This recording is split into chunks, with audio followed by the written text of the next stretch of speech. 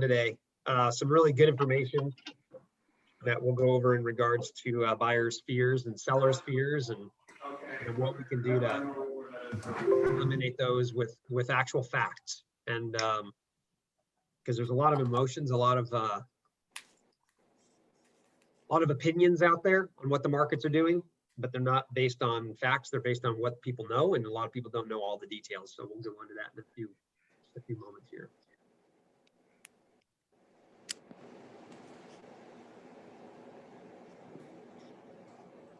Do we have anyone that hates Brady and is really mad today? What's to hate about that guy? How can you? Thank you, Karen. Thank you. I was just gonna say, if you are on the call, just don't say anything. I would agree. You, there's a lot of people that that don't like the guy for reasons. Maybe jealousy. I don't know. That would be my God. I will tell you though, they're just tired of seeing him in the winner's box. I think that's what a little bit of it is. But I will tell you, just him being on the team, because that defense won a lot of those games. Yeah, and he wasn't on the field for that. So no, I think he elevated their game. Yeah, I think the MVP was the defensive coordinator, to be perfectly candid. Yeah, amazing. And that's what got him there too, man. Yeah, no doubt, no doubt. But I guess you just put him on the, at the pinnacle, and everyone, he raises all their games. I wanted Kansas City to win, but that's just the way it is. Yeah, I actually thought Kansas City was going to win. I can't believe they didn't even score a touchdown. That's unbelievable. But all right, well, it's 11 o'clock on the nose. Usually there's a couple stragglers, so we'll give it just a few seconds. Did you see the market index today? Yeah. yeah, it's nuts. It's nuts. All right, so I'll just get started on just kind of what we're in. We all know what we're in right now, but we know where we're in Arizona. I think the average days on market for Arizona is much less than that national average, but the national average days on market right now is 20 days. 55% of all homes that are listed are pending within 14 days. It's just unbelievable. So we all know the market. We all know it's crazy. The biggest question I'm getting from most of my buyers right now is, I don't want to buy right now. It's totally a bubble. I don't see this lasting. I don't want to buy. Or you have sellers that are afraid of selling because they have nowhere to live. If it sells too fast and they can't find houses. So there is a lot of fear out there. The first thing I want to go over is, I want to go over this fear of this being a bubble. Now, if you look back on the last 100 years of real estate that we've been tracking, it's actually more like 80 something years that this report I'm looking at. There's only been 3 or 4 times where there's been bubbles. And the reason there has been a bubble is because there's way too many homes and not enough buyers. Now, who can raise your hand and tell me that we have a problem right now that's a bubble because of that? Nobody. There's way too many buyers and not enough homes. So we're in a really kind of a pickle because we just don't have enough homes to sell. So as long as we have such a low inventory, we are always going to have some sort of appreciation. Now, will that slow down? Yes, that will come back to normal or maybe regress a little bit in the future. But right now, for the next year or two, guys, we're going to be on gangbusters for a while. And one of the reasons is everyone's moving to Arizona. We all know California is moving to here. People from the Midwest are moving here. People from the the Northwest are moving here. I mean, everyone's moving here, it seems. Every license plate out there I see is California, Washington, Texas. That's crazy. So the inventory, as long as it's low, we will still have a real solid basis. What I want to go over is, how do we show people, if they are fearful and they wait, how that could be a problem? So I want to go over just a quick mathematics real fast. Right now, interest rates, let's just say they're 2.875 for now. And let's just say your buyer is looking at the $500,000 range. If they waited 1 year and rates went to 3.75 or 3.875, they would lose. They would lose about $50,000 in buying power because of that.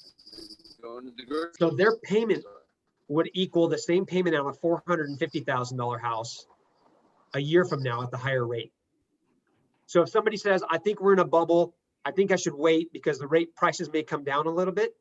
That price would have to come down 50,000 in price to be equal to what the price in the future would be if the rates went up 1%. And we all know rates are going to go up. They have to.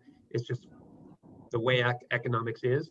And I'll kind of go over that in a little bit. But as far as the interest rates right now, I'm going to give you a quick peek as to where we're at, just to show you the market overview. I'm going to share my screen with you real fast.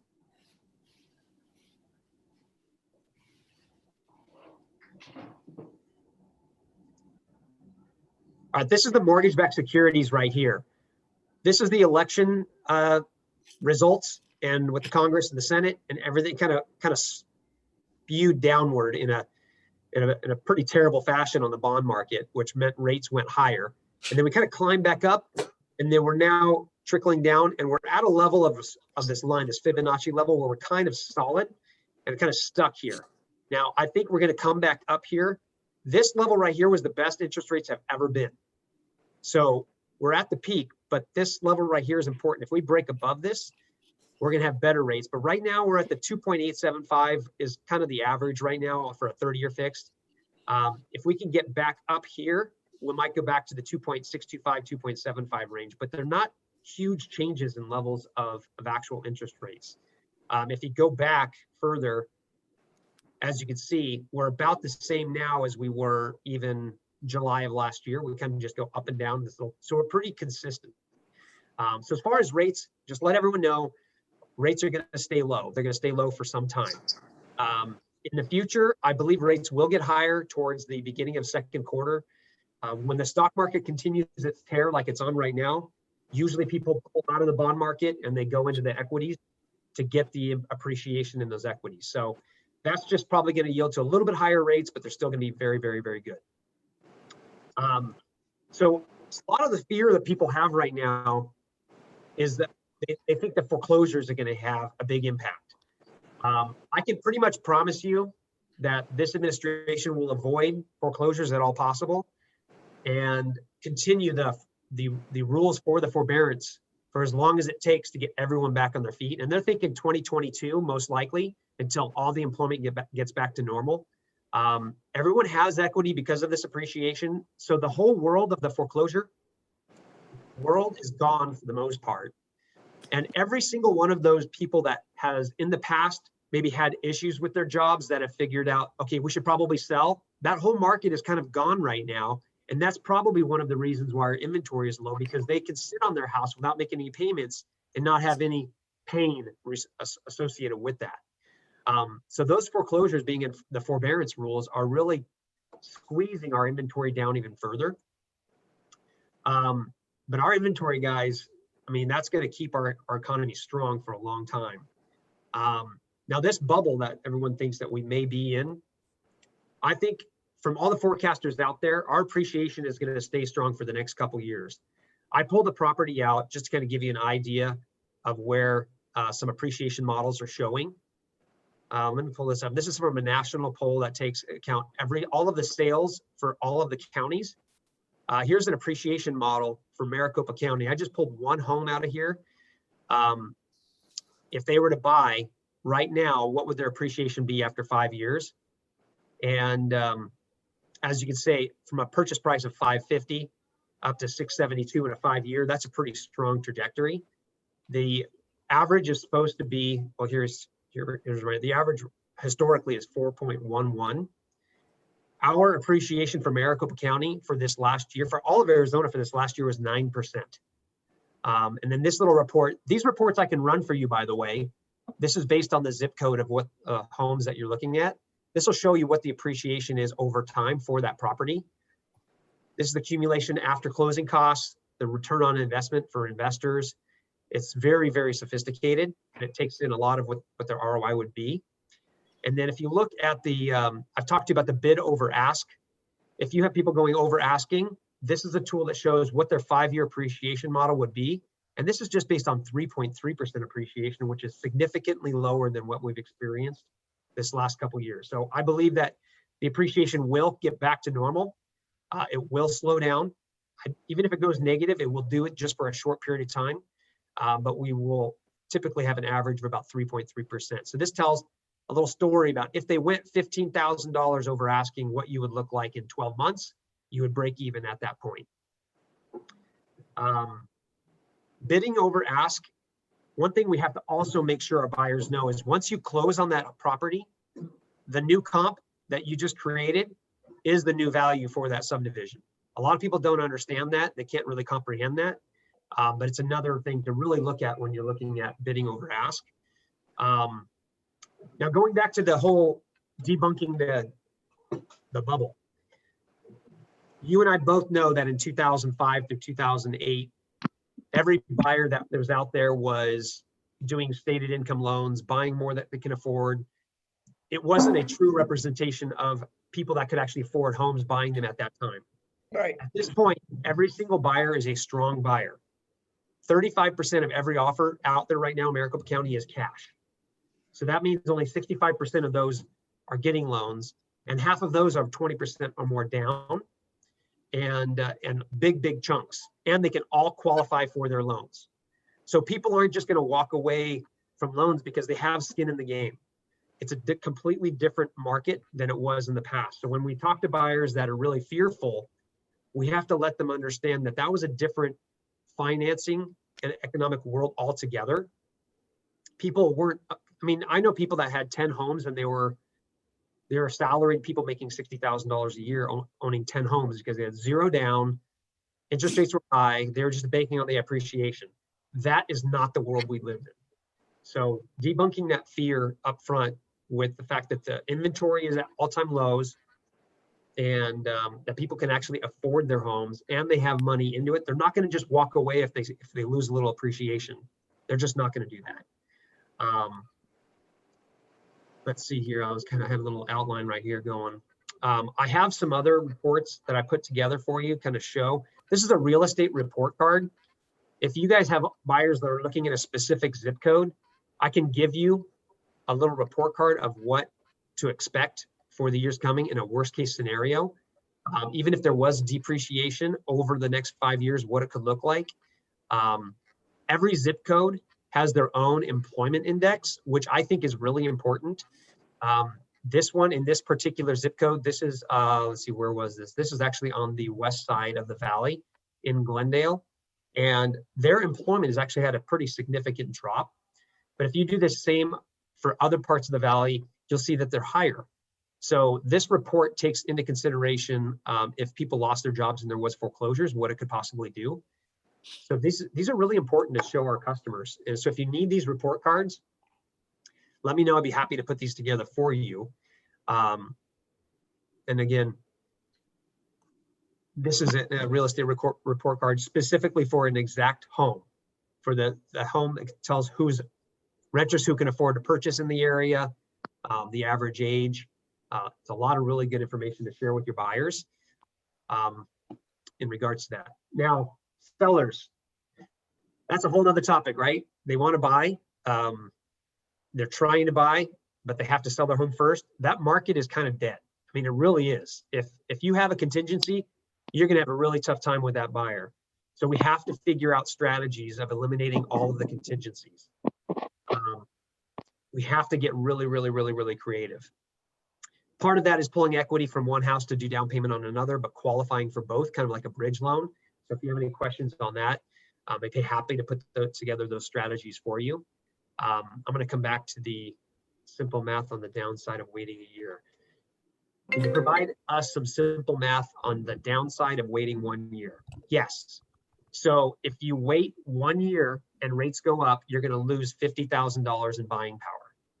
I think that's the biggest, most effective way to illustrate that to someone that's simple.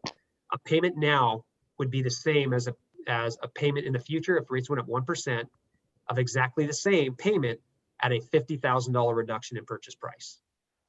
Now, I believe rates will be higher a year and a half from now. I think there will be some sort of a dip. We'll see some sort of a correction in the stock market at some point. It can't continue. Anytime you have a huge stimulus, the markets are giddy for a while, and then they have a tendency of having a time where investors get kind of fat and they start kind of sell off some chunks, and we have a little bit of a sell off and a correction. That will happen in the future. All right, I want to open it up for some questions.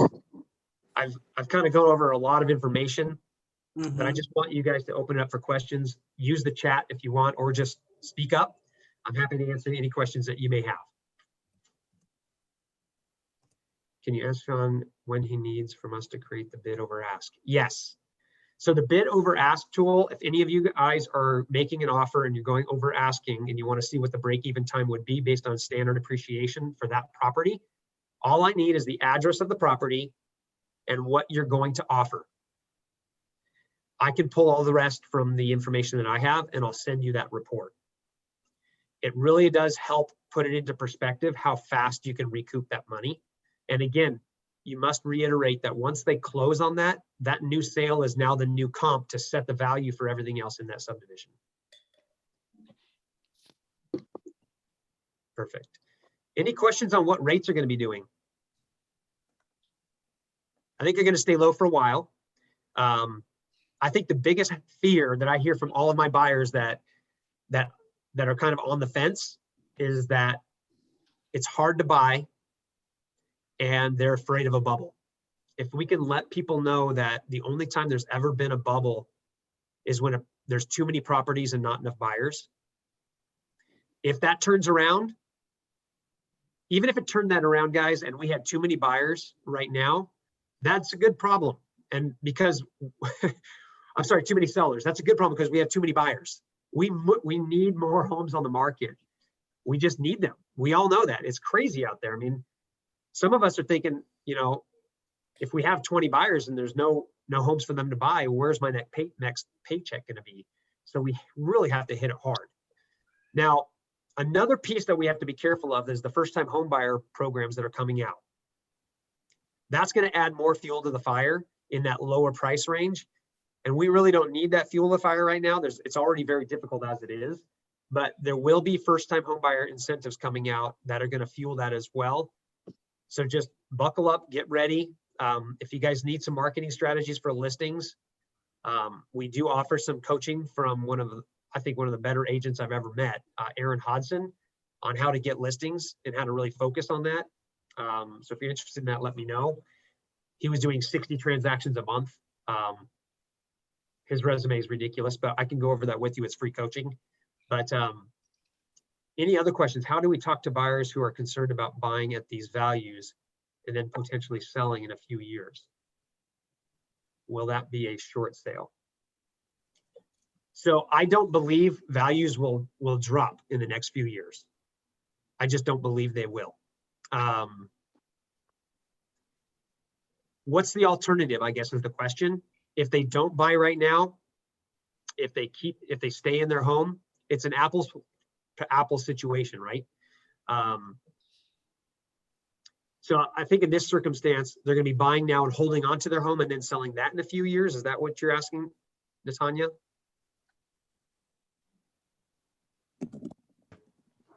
I'm not really sure. It's more of that I've had buyers that are saying if they buy a home now and then in 5 years the values have corrected, the prices of homes have kind of corrected, they might not be able to pay off their loan with what they would sell their house for at that point. Got it. So a lot of people are afraid of the values dropping in the future.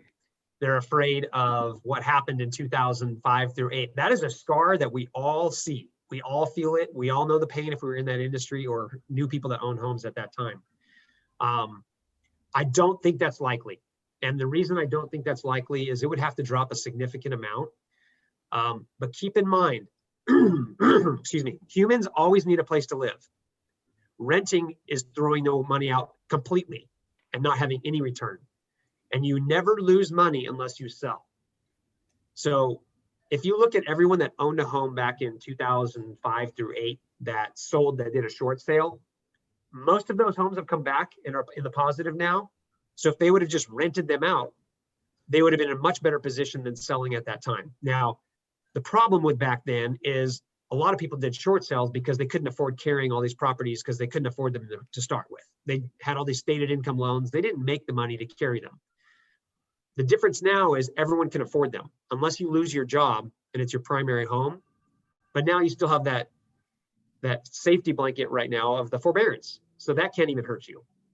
So there's a lot of safeguards right now. One of the biggest differences between our market now and the market then is that every single conventional FHA and VA loan is owned and managed and guaranteed by the US government. The loans back in 2005 through 8, those were sold off into different ownerships all over. Fannie and Freddie only did like 20 to 25% of the loans at that point. There were so many private investors involved at that time that didn't have the luxury of holding onto that note without payment. They had to foreclose. They had to do different things differently back then. So I wouldn't be too afraid of that. Let's say in 5 years from now, the market's dropped 10%. That's after 5 years appreciation. At that point, with them paying their principal down, they'll still be in a more positive position than renting. So that's, we can kind of go over in detail. And if you have a buyer that really is, I guess, fearful, I'd be happy to go over that with them in detail. Do you have a breakdown point or buyer who could pay cash at these interest rates, but they could finance instead with the idea of selling in 1 to 3 years with closer to 1 year? Yep, I'll be happy to put that, Christine, I'll be happy to put together something for you on that. I'll give you a call afterwards to do that. Let's see, there is no correction needed. This is a new normal. I think we are a little bit overkill as far as our appreciation. I think we will drop to a normal that I think we could go down to a 1 to 2% appreciation for a while. Once there's a lot more markets on the inventory, it could go flat for a year before people kind of get back to a normal market. But I think we're going to be positive for a while. Let's see if I make. So I'm just going through all these questions, make sure I answer all of them. Guys, part of my role to help you guys is to make sure your buyers know the facts. Make sure they understand what their pros and cons are in regards to purchasing, and 99.9% of them are pros depending on their circumstances. And I have a lot of buy versus rent that can help really portray a different type of future forecast. If they're deciding on whether they want to buy now and wait, or rent and wait until later. The amount of money lost in that year just from renting is another factor that has to be played as well. But there is a lot of fear out there, and send them my way, give them a call, because the facts are strong and just the markets are different, but we all have that pain of what happened between 2005 and 2010. We all have that relatively still new in our brain. It's still back there and it's still causing us problems. But any other questions? Is it possible to pay for me? $14.50 an hour. So is it possible for someone making $14.50 an hour to buy a property for $155? Probably. It really just depends on their debt, because their debt is going to have a bigger factor in it than their income, or just as big of a factor as their income. So I'll call you on that one, Carla. And then Christine, any other questions for me? I'm a open book, so feel free to give me a call, give me an email. I'm here to help you guys. It's a hard market out there. I mean, we're trying to eliminate every contingency we could possibly do. Eliminating the financing contingency by getting them fully approved through underwriting. Remember, we can run the loan through the system to see if we can get an appraisal waiver before you make the offer. So if they're putting 20% or more down, I can run it through the system to get an appraisal waiver through Desktop Underwriter or through Loan Prospect or through DU or LP to get an appraisal waiver before you make the offer, so that there's a sense of confidence knowing that you don't need an appraisal and you know exactly what your cash out of hand will be when making the offer. Waiving appraisals, guys. I've even seen waiving inspections and paying the seller's closing costs as part of offers now. So guys, people are getting aggressive and they're getting really creative. Hey, So Sean, let's work. Yeah. this is Frankie. Hey, Frankie. I have a buyer that is has a VA loan. Yep. And a grant program. He's on a grant program. So we can't get accepted. I mean, Yeah. you know, it's just so frustrating. And I don't know what kind of advice to give them. Only thing I can think of is a new home build, Yeah, I mean that, guys, let's just be honest. If you don't have a ton of cash to put down, if you're a first-time home buyer, if you don't have all the money you need for closing costs, it's very, very, very difficult. The only thing we can do is eliminate as many contingencies as we can. Get that VA loan fully approved through underwriting, so it's a guaranteed, and you can't ask the sellers for anything. All we can do is use the tools that we have based on their circumstances. So in that case, I would make sure that we have the full loan fully approved through underwriting. So at least the sellers know that there's no financing contingency. It's done. The loan is done. Close in 3 weeks. VA is tough. So we have to order the appraisal immediately because they have a 10 business days from the time they take the order to get that in. So that would be a time crunch. So short timeline, you can put the earnest money hard after a certain amount of time because we already have the financing contingency met. You can make it as substantial of an earnest money as possible. It's hard to waive appraisal contingencies on a VA loan because they don't have a lot of cash typically. So we have to really look at that as an option as well. Again, we have to look at just getting rid of as many contingencies as possible to make these offers stick.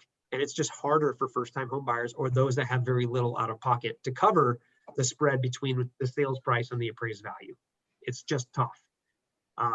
But we can look at those individually and just have a conference call with the buyer, say, what are you willing to do?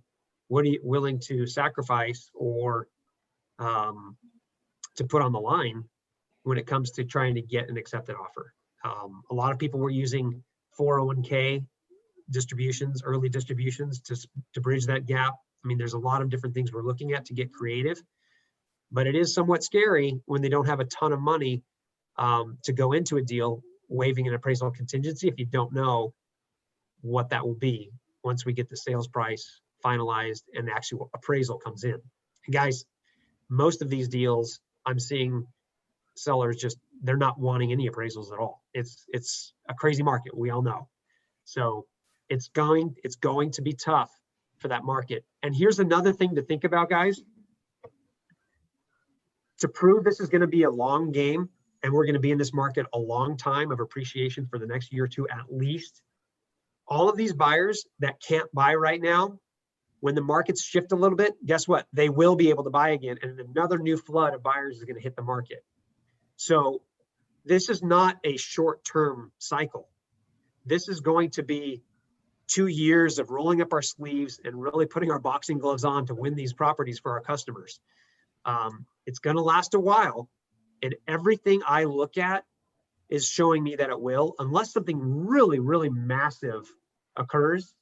I see a continual spread of positive yields as far as appreciation for properties. Now, if rates go sky high, that could change the buyer's mentality, but that's not going to happen. They've installed what's called yield curve control into our entire system. So the feds, the Treasury, they're all buying bonds at a record number to keep our rates very low so that can't be an impact on our market. I mean, the government's buying billions of dollars a month in mortgage-backed securities to keep rates flat. Now, they're also selling billions of dollars worth of bonds to pay for our stimulus package. But what's interesting, and this is kind of geeking out a little bit, but right now, other countries are buying those bonds and they're paying a lot for them, which could keep our rates down because those bonds we're selling at 1.5 to 3% yield are better than what their own country is giving, because some countries are in negative interest rate territory. So, and it's also bringing their currencies down, which is then going to help our bond market, which then lowers our rates. So we're in a good environment to keep rates low. We will see an uptick, I think, in the first quarter or so, just because of what's going on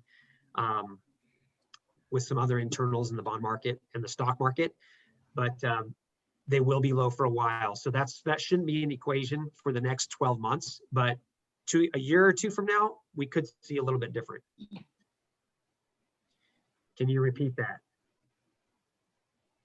Frankie, I'm sorry, I totally forgot what part would you like me to repeat? Part about other countries buying our bonds. Yes, so this Wednesday, there is a huge, the biggest bond auction in the history of the United States is this Wednesday. The only way we pay for our stimulus packages is to create cash. The only way we create cash is to sell US treasuries or US bonds. So the government is going to be on Wednesday selling billions and billions in bonds. And it's a live auction. Anyone can participate. So if you're a local billionaire investor, you can buy. If you're a foreign buyer, you can buy. If you're China, if you're Germany, if you're whomever, you can get in and buy in these auctions. It's just like buying a municipal bond as an investor. I have a few municipal bonds that I have that give me a pretty good yield. And it's one of those safety nets where if you think the bond market is going to outperform the stock market, you'll move your money over there to do so. And that's where we get the movements back and forth in the markets. That's why we're seeing rates tick up a little bit, because people are going into the stock market like crazy right now. It's just on fire. But once you see that shift, money will come back into the bonds locally and help drive interest rates down as well. Inflation is the other negative. Inflation is the enemy of interest rates. So if you see inflation out there, know that interest rates will go up. Right now, inflation is really tame, but that is something that we're really watching carefully. Do I have a fact sheet on all that? I could put together something for you, Lisa. I have a little note sheet that I just put together. I actually am in process of putting together a little flyer on it. It's going to have enough information to really pique their interest, but all the details are hard to put in one actual flyer or fact sheet. But I'll put something together that's pretty simple. So what are the signs of inflation we can watch out for? If you extrapolate oil and a few other things, inflation is wages, inflation is the cost of goods. There's a lot of, it's just basically what the cost of goods are for the nation is inflation. Wages is inflation. The higher those go, the less money is worth. So it just puts a pressure on those. But please review the stats, 35% cash. Got it. That's more of a localized as far as the offers. Did you guys know that more than half of all properties in the US are owned free and clear? That's an interesting stat. But yeah, I'll get some stats put together for you guys. A lot of this stuff is pulled right from the Cromford report if you have that. All right. I'm going to put together a follow-up to this call that has all of the information that I went over in kind of a little bullet point, so you guys can have that. If you guys do have specific questions, I don't want to keep you too much. This has already gone a little bit longer than I typically have my morning updates on Monday. But a lot of really good information to go over. I go over, guys, every day I'm in this. So if you have questions, just call me. I've got stats at my fingertips, because even how I lock loans is different than most, because I can watch the candlestick charts to know what the best day to lock is.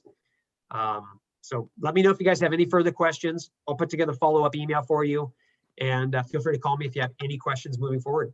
And I typically record this also. So if you're on the call, you'll probably get the recording, and I'll send it with Sean's update email.